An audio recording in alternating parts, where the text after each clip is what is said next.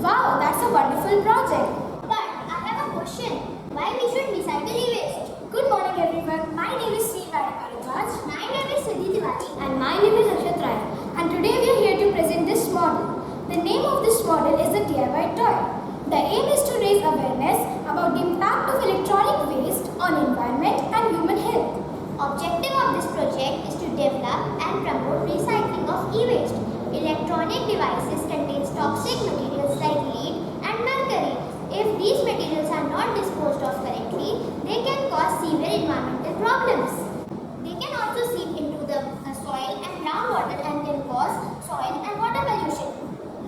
Akshat, now can you tell me what are the components used in this rocket? Batteries, small chips, discarded electronics like headphones and mobiles, plastic bottles and other e-waste. Let us know about the phases that are included in the making of this project.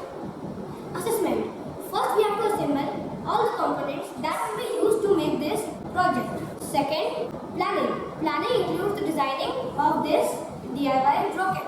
Third, implementation. Implementation includes the construction of this rocket by the components that we have assembled earlier. Fourth,